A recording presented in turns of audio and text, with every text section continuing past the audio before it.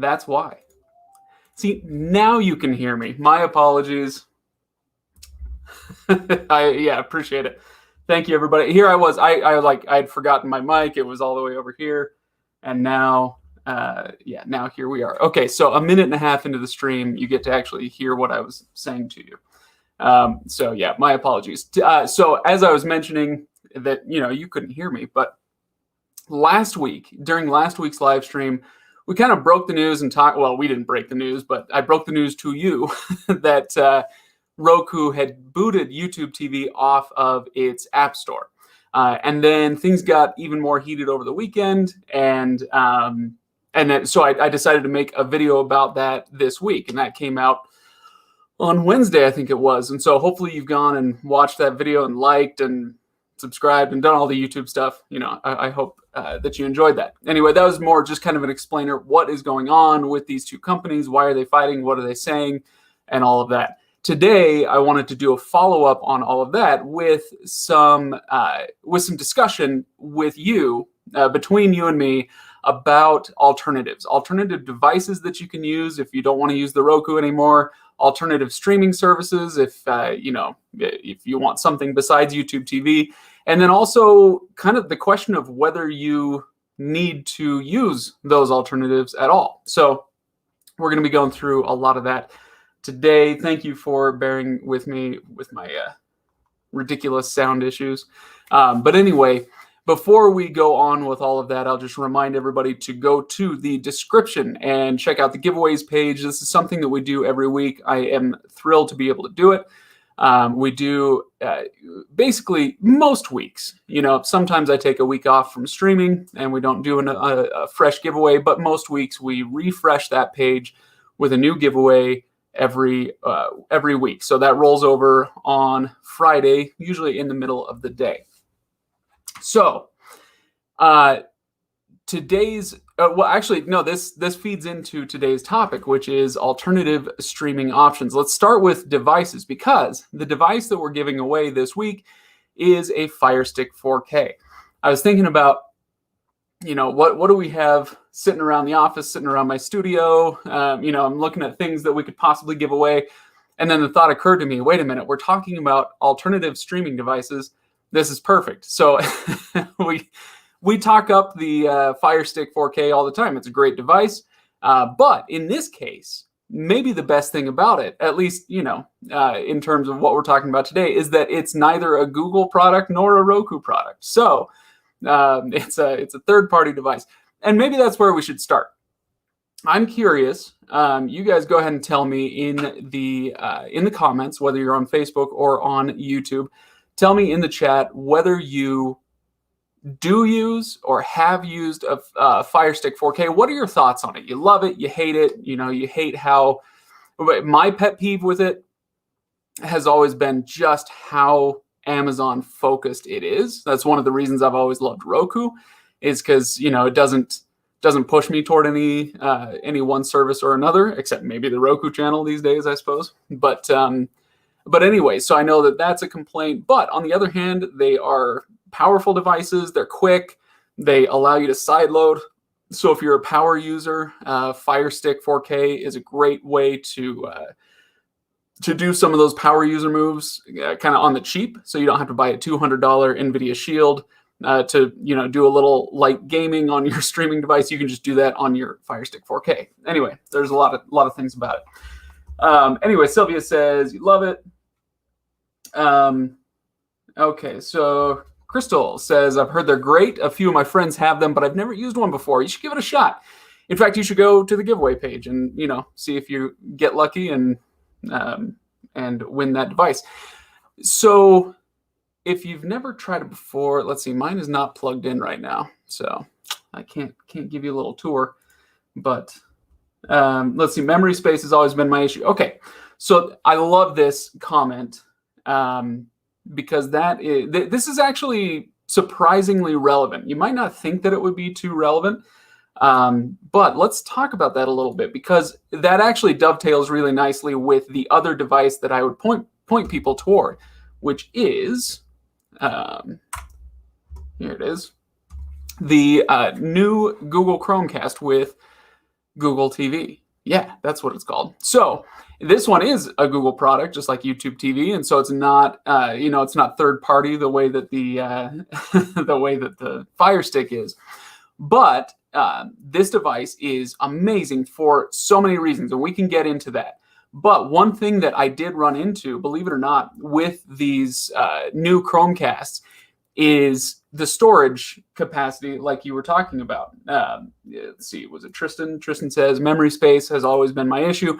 And I was a little bit shocked when I ran into that, like how quickly I ran into that with the new Chromecast. Basically, what it is it's not that the disk space is so much tinier on the new Chromecast, but the user interface that they've got, the kind of operating system that they have on there is so robust, it's so huge that it takes up a ton of space on the device itself. And there are ways you can get around this. You can get USB-C. Whoop, my phone's yelling at me. You can get USB-C things to branch off, give you extra hard disk space options, or might not even be a hard disk. But anyway, point being, you have other options. But yeah, I ran out of room after I had 20 or 30 apps, which sounds like a ton, but as a matter of fact, it's not. Most of those were pretty small apps, not super robust things. And so then if you start getting into, you want to save anything to your device, like a game or like a movie or something, just forget about it. So anyway, we can talk about all the good stuff about that in a moment, but that was one thing that I ran into with the Chromecast that just kind of shocked me. It was how quickly I ran out of space. I like my Fire Stick, but I've never played a game on it.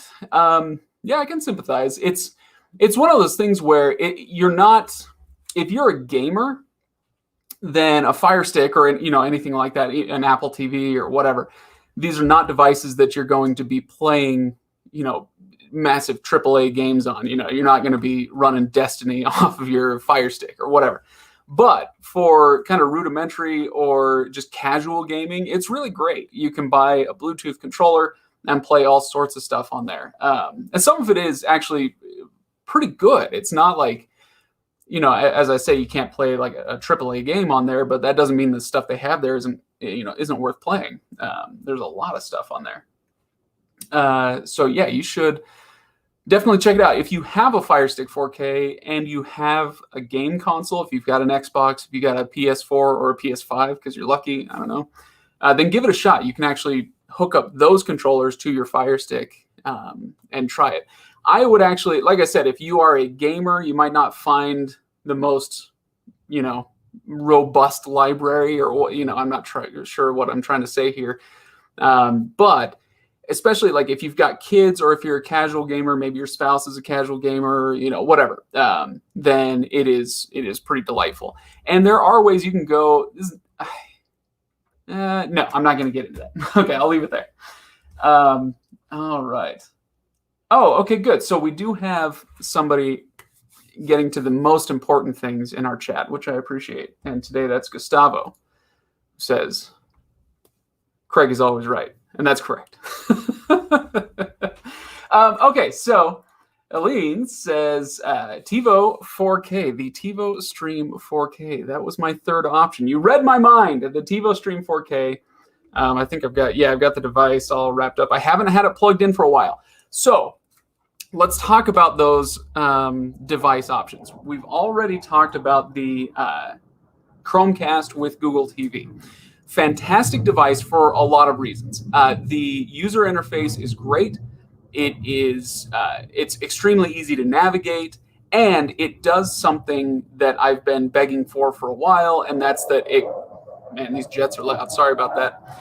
It pulls in a continue watching playlist from whatever apps you're using. So whether you're watching on Prime Video or Netflix or Disney Plus or whatever, whatever you're watching on those apps, it'll pull it into a centralized continue watching playlist, and you can build your own watch list from those as well, and it keeps it in that central location. It's fantastic.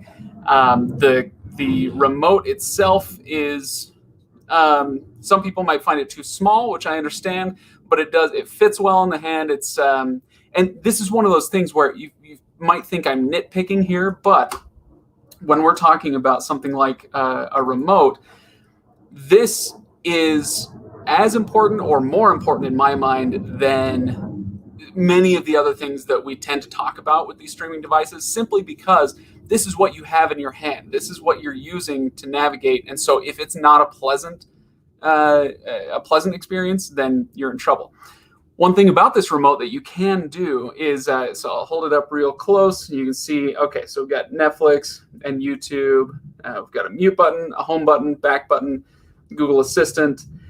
All of these buttons, and in fact, these buttons and these ones down here as well, to a certain extent, all of them are customizable through third-party apps, which is not something that you can do on a Roku device. A Roku is a closed ecosystem, is software ecosystem, so they don't allow you to go in and mess with that stuff. But you can do it with this.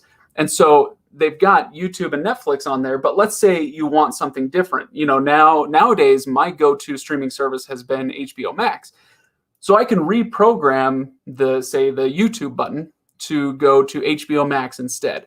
And in fact, if you go and watch, you can go to our channel. I should find the link to it at some point, but you can, I did a video on this where I showed you the program that I use to reprogram these, and you can program it so that if you click on it, it takes you to one thing. If you double click on it, it takes you to another. And if you long press on a button, then it will do yet another thing. So you can program each of these to do 3 separate things. You can't label them differently, but if you can, if you know your own system, it's pretty sweet. Anyway, so I love this device. I've gone on about it for a few minutes now.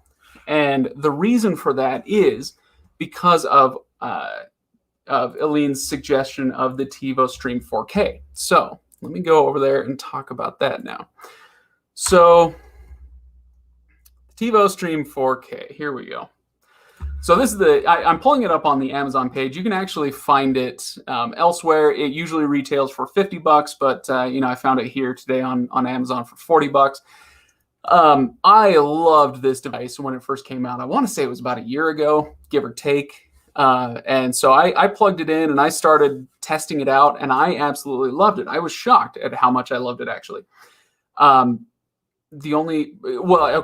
me go on because here's what it tells you to do, or what you can do. No more app switching. Forget learning to navigate a new screen with every app. TiVo Stream enables one centralized place for searching, browsing, and creating watch lists across all your apps. And just like I said about the Chromecast, I love that. In fact, TiVo did that first. The only problem is that, in my opinion, Google did it better. And so, not every app on the TiVo Stream 4K, not every app works with what we're talking about there. It's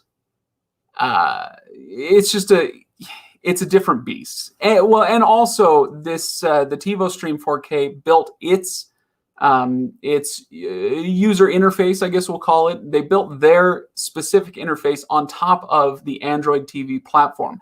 And so it does get a little bit confusing. Like if you hit the home button on this thing, it'll take you back to the Android TV homepage, which will be familiar to anybody who's used Android TV.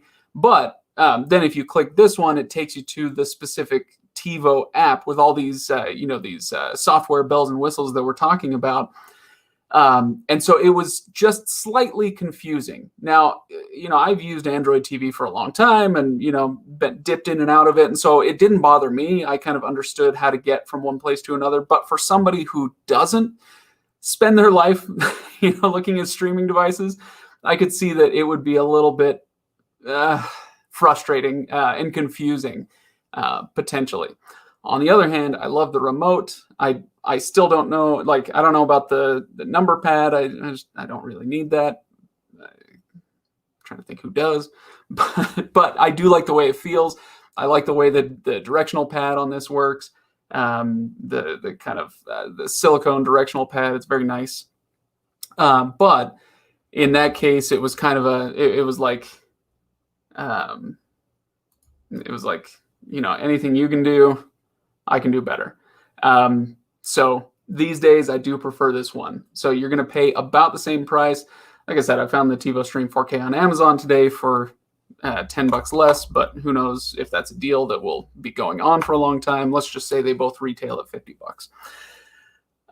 Anyway, so questions, comments. Let me get back to what you guys are saying in the chat here. Okay, make sure I'm not missing anything. Yeah, let's see. I assume, let's see, I'm not sure what you're talking about here. Maybe that was about the Chromecast. Oh, well. Let's see. Okay. Oh, now we're getting into it. Jaden says, I think the Fire TV is better than Roku and Chromecast. I also think Disney Plus is better than HBO Max, but Netflix is still king. Oh, boy. All right. Well, I would say those are fighting words, but hey, I can't argue with that. If you love Disney Plus, that's great. I'm glad you found something that you love. I like I said a few minutes ago, and I think I've said on a video recently, my go-to, like when I turn on the TV, think back to, days of yore, 2020, my go-to, I would turn on the TV and I would hit Netflix and I would see if there's anything I wanted to watch. And then if there wasn't, I would go to something else, Disney Plus or Apple TV Plus or whatever. But my go-to, the first thing I opened was Netflix. Nowadays, that has definitely switched to HBO Max. I find myself, it's much easier to find something for me to watch on HBO Max. But hey, that's, everybody's got their own thing, right? Everybody has their own tastes. And so I'm glad you found yours. All right. Yeah, okay. So I think we're talking about the Chromecast here. I had issues with the space as well, but found that I don't use a lot of those channels anyway. Totally fair. I am definitely an abnormal streaming device user because, if you guys have followed the channel for any length of time, I love doing these top 10 apps videos. And so it's, top 10 free apps on Roku, or what do I do? The top 10 hidden gems on Fire Stick, all these kind of videos. And so I'm constantly hunting around for different apps, watching the new and noteworthy section to see if anything cool comes up. So I'm constantly adding apps. And the thing is, I end up using most of them at least every once in a while. Maybe not constantly like Netflix and HBO Max, but anyway, so I can see how this might not be an issue. I do bring it up though, just because I have run into the space issue on Roku devices and on Fire Stick devices, but it took a long time. I think on my Roku, I had something like 75 different streaming channels on my Roku before. And this is, I think, the Streaming Stick Plus back in the day, before I finally got a notification. It's like, yeah, you're out of space. You got to delete some of these. And so I went and found some to delete. But it was like 75 channels. Nobody's going to use that many. And then on the Fire Stick, I want to say it was like 50 or something like that. Not quite as many, but still a ton. And then on the Chromecast, it was like 20. And, I was running into issues where I didn't have enough space to do my top 10 video. And it's like, come on, I need a little more space than that. And there are people who are, more power user than I am, and they're going to have more robust apps that they want to load on there. And so, yeah, you can see how people would run into trouble. Okay. Oh, I missed a bunch. Okay.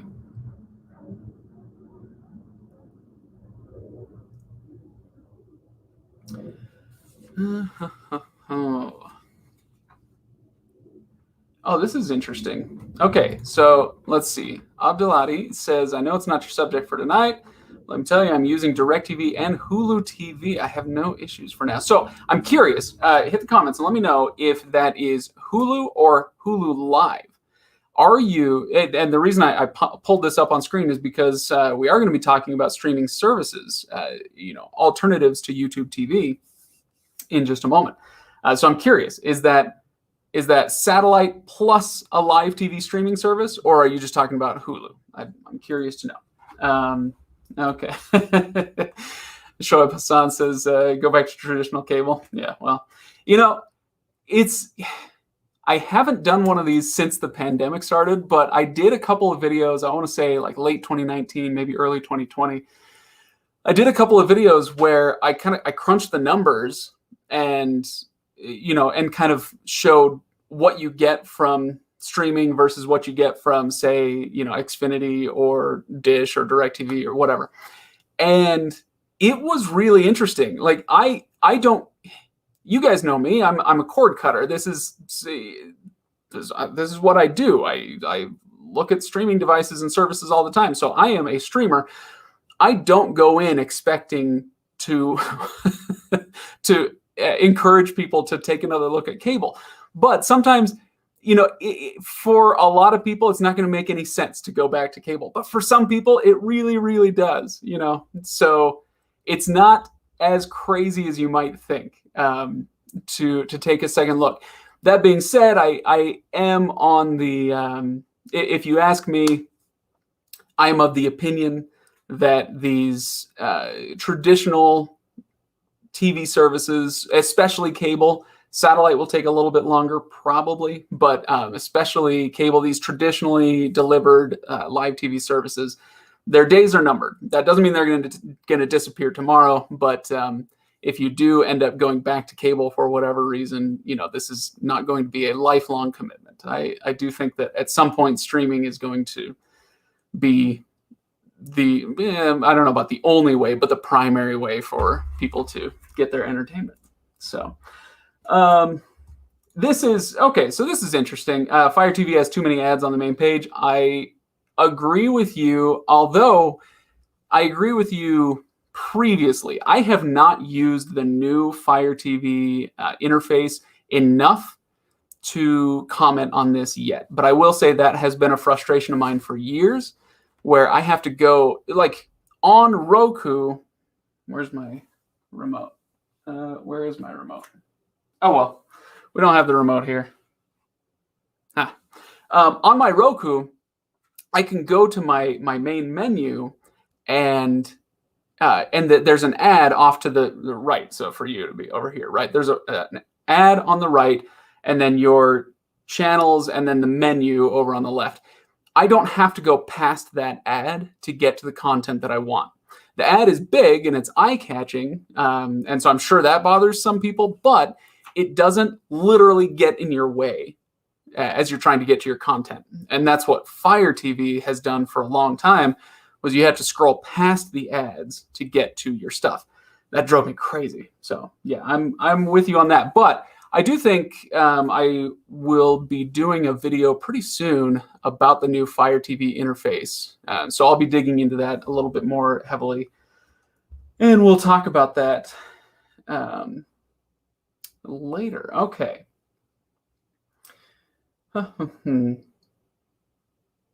Yeah, well, there is always that. You can use a laptop for streaming. You don't, like... That's true. Now, this is an interesting point. Your laptop, whether it's a Mac or a PC, it'll be able to stream any of these services we're talking about. But while that is portable and it's nice, and a lot of people, especially Gen Zers, they've gotten rid of their streaming, or they've gotten rid of their TVs, and they just watch stuff on their laptops. Totally fine. I mean, unless you're watching something big, don't watch Godzilla versus Kong on your laptop. But when you see numbers, and I use numbers like this all the time, like Roku owns 36% of the streaming market in the US. It's less internationally, but in the US, I think at last count, it was 36% of all streaming devices were Roku devices. When they're talking about that, when they talk about that market share, they're talking about TVs. And so I'm not talking about smart TVs. I'm talking, even the streaming sticks or the TiVo Stream 4K, something that you plug into the back of your TV. It's devices and smart TVs that allow you to watch these things on large screens. So if you were to add everything in there, I'm sure that phones would come in number one. Laptops would be contenders. Tablets would be in there as well. But that's not what they're talking about when they talk about market share. They're talking about how do you project it to your TV. And that's where Roku totally dominates. But anyway, that's an interesting point to bring up. All right. Perhaps when I'm done with Netflix, I'll try HBO. I think you mean HBO Max. Good luck. Good luck. 2021. Netflix is going to spend 19 billion with a B, $19 billion on content, whether that's licensing content or creating their own originals. $19 billion. That means there's going to be new Netflix stuff every single day, basically, as far as I know. They've at least every week. At least every week, there's going to be something new for you specifically to watch on YouTube, not on YouTube, on Netflix. They are coming out with new stuff every day, but it's not all necessarily with you in mind, targeting you. So good luck. I think you should try HBO Max before that, because you'll never be done with Netflix in this case. Yeah. Oh, okay. All right. Aline calls me an app hoarder. Yeah, well, let's see. I am an app hoarder, but only because I'm paid to be. Oh, okay. Sorry, we got back. I apologize. It took me a minute to see this, but Abdelhadi says, I mean, Hulu Live. Okay, well, you know what? I'm going to come back. We'll talk. We'll do some more Q&A stuff in just a moment, but let's talk about streaming services and what you might want to do. Okay, so YouTube, if you are a Roku user or a prospective Roku user and you want YouTube TV, now you can't get it. Or let's say you're fed up with all these games. I'm done with these companies, being mean to each other, taking their apps off of this and that and the other. So I'm just going to switch to a different device entirely. I'm going to Amazon and I need to sign up for, I don't want a Roku and I'm not going to sign up for YouTube TV. Maybe that's the boat you're in.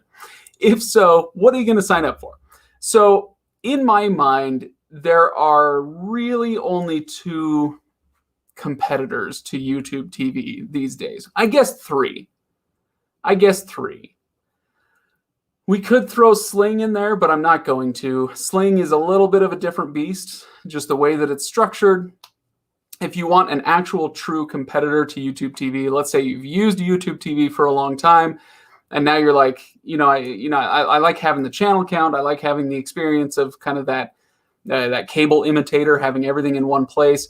Then Hulu Live and Fubo TV are really your only other options as far as something that's going to mimic that experience. Again, we could argue about putting Sling in there as well, and I'm open to correction on that, but for now, I'm going to go with those two.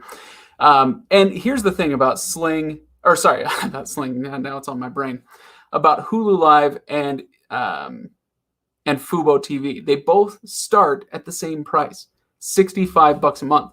YouTube TV, I just want to make sure that they didn't make changes recently. Yeah, okay, YouTube TV is at $65 too. And so those are your options. I'm curious what you guys think if you've tried either of those services, Hulu Live or Fubo. Fubo has defied my expectations.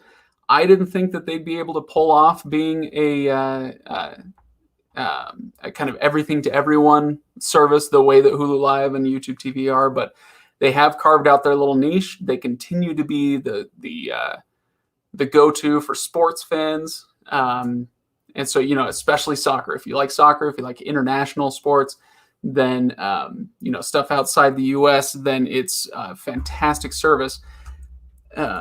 Let's see. But yeah, I didn't think they'd be able to pull it off. Sorry, I'm just looking at the Fubo TV channels that they have available right now. It's not bad. It's not bad what they've got. It's quite the collection, and you can see all these. This is the BN Sports. That's all, various, usually soccer, but various sports channels. There's a ton of sports on there. What was I going to say? About these? Oh yeah, that's right. So if you're a sports person, especially soccer, then Fubo is awesome. However, Hulu Live always, for the last, I don't know, year and a half, 2 years maybe, has topped my list of best live TV streaming services. And the reason for that is very, very simple. It's not the pricing, it's not the channel count or anything like that. That's all going to come down to personal taste. I want this channel. Well, it's available here and not there, so I'm going here. What it comes down to is for $65 a month, you are getting, let's say, over on Fubo, you're getting all these channels, and that's fantastic. You can look through the channel list yourself and see, you're getting a ton of stuff for $65 a month. Ditto on YouTube TV. But with Hulu Live, the big difference is that it's Hulu plus live TV for $65 a month. So you're getting a similar, if I can pull up, let's see, this one's on a different website, but similarly on Hulu Live, you're getting a ton of channels. I think it's 65 plus channels. This was updated a few weeks ago, I think. So it's pretty recent. 65 plus channels plus Hulu. And Hulu's got its own library that you can browse through. So it's, in my mind, Hulu has always topped that. Even though our writer over on Reviews.org, if you go to the site and you read Chantel, she's been on a few videos. You'll hear from her every now and then on the channel. But over on the site, she ranks YouTube TV at the top. Totally fine. I think it's a defensible position, but I've always, like in my videos, I'll be like, yeah, but Chantel's wrong, and here's why, and it's because you get Hulu. So call me crazy, but I think that's a pretty dang good deal. Okay. So now let's go back. Oh yeah. So I asked you guys what you think about these services and which ones. Okay. So here's a good one. What happened to Philo? As far as I know, nothing has happened to Philo. I'm just going to double check in case I missed something.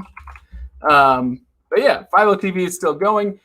What happened to it is that Philo was never meant to compete with these services. Like I said, even Sling TV is only arguably a competitor of YouTube TV. It just operates a little bit differently, right? Philo operates very differently, where they don't have live sports and news channels and all that stuff. They really pared down their offering so that they could keep the price down. So where you're paying $65 a month for $65 a month for all this stuff on Hulu Live and whatnot, over on Philo, they charge you here. Let me actually pull it up so you can see it. Philo only charges you $20 a month, but you just get a very different channel lineup on Philo. So people who watch TV for certain things would miss those things on Philo, but for those who are in it for this kind of thing, then Philo is great at $20 a month. So what happened to it? Nothing happened to it. It's just not a YouTube TV competitor, but it's a good question. Okay. Paul says Fubo on Apple is the best streaming service out there as long as you're watching it on an Apple device, home device. Now that I think about it, I'm actually glad you said this, because now that I think about it, I don't believe I have ever turned on Fubo on my Apple TV. I don't think I've done it, but you've inspired me. I got to give that a try now. See if it's everything that Paul says it's cracked up to be. Okay, so let's see. We've got a YouTube TV for the win, Hulu for me. Let's see. Yeah, Armetta, I think, we kind of talked about this, but I think you're in a similar boat to a lot of people who do a lot of viewing on the computer. I can't in these. So I work from home. This is a studio in my backyard. I haven't hardly left this building in over a year. Like I haven't gone to the office, and so I do have my TV in here, but I've got a couch on the other side of the room, and I could watch all my streaming stuff right here on my computer. But after I've been sitting here for 10 hours, it's like, it's couch time. So I'll go sit on the couch. All right.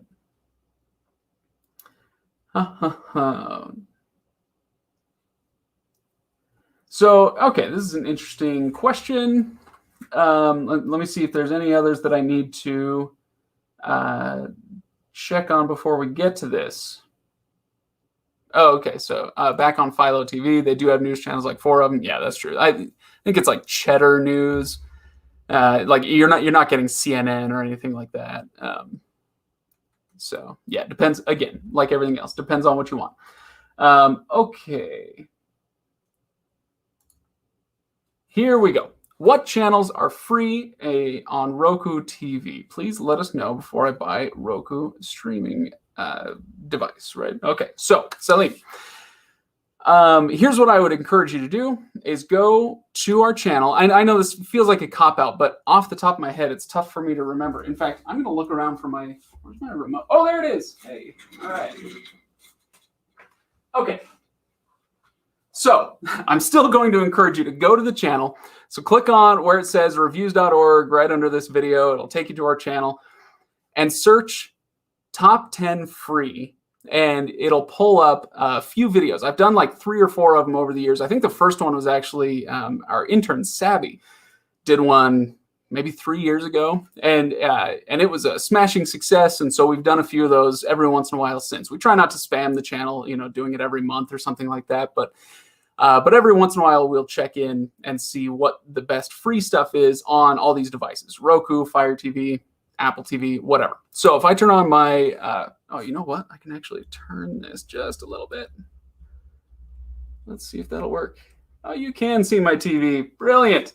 So the best free stuff, you can go find those videos and they get updated constantly. But let me just tell you, so Peacock should be on your list. There is a free tier for a premium streaming service. So you'll watch commercials. And so if commercials drive you crazy, well, don't get any free stuff because it's mostly going to be commercials. But Peacock should be on your list. The Roku channel should be on your list. YouTube, obviously, should be on your list. And then this one is cool. A lot of people very psyched about Pluto TV, which is a live TV streaming service that is free of charge. The channels on there are not the same channels you'd be used to with your cable service or whatever, but it is a good one. And I bet that there are people, yep, already, there you go. Blackworm says Pluto TV is great. Yeah, so a lot of people love it. And then you've got you've got services like Crackle and Tubi that are kind of Netflix imitators, but commercial supported. And that, they don't have the same caliber of titles on there necessarily, but sometimes you don't need that. And they do have good stuff. They have a good rotating library both on Crackle and on Tubi. But they are commercial supported. This is one that I think is underrated. People hear me talk about it a lot. The Lego channel, especially for kids. The Lego channel is fantastic. Tons of animated shows, lots of hosted shows about Legos and Lego Star Wars and Lego Marvel and Lego this and that and the other. It's very entertaining, especially for kids. NASA, and you can't see that next to that, NASA and Dust. So if you like space stuff, then NASA for real space stuff and Dust for sci-fi, especially short films, but a few other things. And there's a bunch of other things on here. Baby Boomer cartoons, and let's see, Vivo and Excite do music videos. Very good stuff. So there you go. Hopefully that helps. All right. Let's see if we can get this back into position now. Oh my gosh. Yep. There. How's that? Okay. So hopefully that helps you out. What have I missed? Before I get to what I missed, let me just make sure that I get this point out there. We've been talking about, okay, what are your alternatives? If you need a different streaming device, you need a different streaming service, whatever. What are the alternatives? Well, maybe your first course of action, if you're a Roku user who has YouTube TV, is to sit tight. Don't do anything because they'll probably work it out before too long. And besides, right now, YouTube TV is still available for you to watch on Roku, as far as I know. I haven't tried in a while, but it's still available for you to watch. You just can't download it new right now. So anyway, my first course of action, if I'm being honest, would be to sit tight. I know that's a little bit anticlimactic, but That's the way these things go. They work it out. As I said in the video that I released earlier this week, they need each other. Roku and Google need each other. Google is a much bigger company than Roku overall, but when it comes to a product like YouTube TV, they can't sacrifice 36% of the streaming device market share out there. They need Roku to be able to deliver that product, because even something like their own product, the new Chromecast, just doesn't have the market penetration that they would need to say, okay, we don't need Roku anymore. They need them. And on the other hand, Roku needs Google, because if this deal falls apart, and like I said, that's unlikely, but if they can't reach an agreement on this, it could imperil the actual YouTube app on Roku, which obviously is very popular. YouTube, where many of you are watching this stream right now, is the most popular streaming app in the world. It's YouTube, and so Roku can't afford to lose that. So anyway, they need each other. They'll work something out. I have faith, and also I'm never wrong, as you guys know. Hashtag Craig is always right. Okay, let's go to a last few questions. I'll do a few more questions and answers. Okay.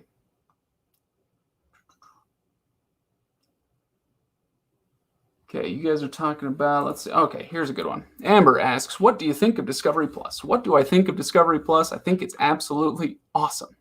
And I say that as somebody who doesn't actually watch it very much, because the content isn't geared toward me. In fact, I think I talked about this a little bit last week, so forgive me, those who were here last week, if I'm repeating myself too much. I'll try to keep it short, but basically,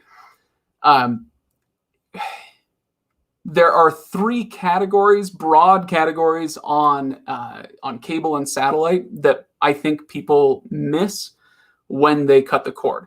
The first one is live sports. Second one is live news. And the third one is, to paint with a broad brush, reality TV. Call it unscripted television, right? So stuff that you would find on Food Network, A&E, Discovery, whatever. So Discovery, basically, it owns a ton of those channels in that third category, and it puts them all together in Discovery Plus, and you can watch it for, I think it's like $5 or $7 a month, depending on which tier you go with. It's crazy cheap. It's got a ton of stuff on it, and it just knocks one more leg out from under the traditional, cable and satellite stuff. So, yeah, I absolutely love it. Okay.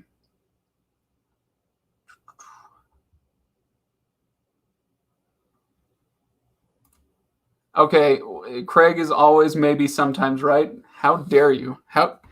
Hey, what do you think? You think we wouldn't have had it printed on mugs if it wasn't true? Go buy a mug today. Huh. Oh yeah, okay. Blackworm says true crime is my poison. Then yeah, Discovery Plus is going to be fantastic.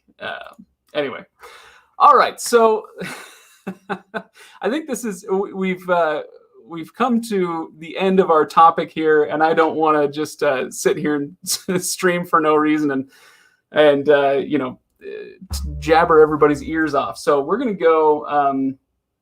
We're going to call it for today on this subject, but I'll be back again next week, as far as I know. Yeah, I don't think I have anything going on. So I should be here next week again with another giveaway. If you are, especially if you're watching on YouTube, if you're on actually, no, it is on both Facebook and YouTube. Look in the description. Look for the link over to our giveaways page on on Reviews.org. My gosh, all these brand names are killing me. It's not like I'm not branding enough already. Go to Reviews.org. Click on that link and go to the giveaways page, where we are giving away a Fire Stick 4K this week. So you'll have, I think it's like 6.5 days or something like that. I think it's till midnight Mountain Time, which is where we are, midnight Mountain Time next Thursday night. And so if you go there, you'll be able to enter to win. It's extremely easy to enter to win. This is just our way of saying thank you so much for supporting the channel and for coming to these live streams and engaging. This is always, I love these chats that we have, in part because I'm an utter narcissist and in love with the sound of my own voice. Okay, no, not really. But what it is I love having the chance to see kind of what you guys think of these things, where I kind of just sit in front of my computer and I have opinions, but I love bouncing those opinions off of you and hearing what yours are. And so I find these live streams really valuable. And so these giveaways are a good way for us to say thank you very much for coming in, engaging, chatting with us. Much appreciated. Okay. There are a couple more questions in here that I can't get to. Let's see. Late again. Yeah, it happens. And there's a part of me that wishes I was streaming for 90 minutes because, you know, we get people in. But I'm going to call it here. So Jaden, I didn't get to your question. Let's see. Paul, I didn't get to your Apple TV stuff, and I apologize, but it'll give me some good ideas for what to get to next week. So thanks again, everybody. And I will see you then.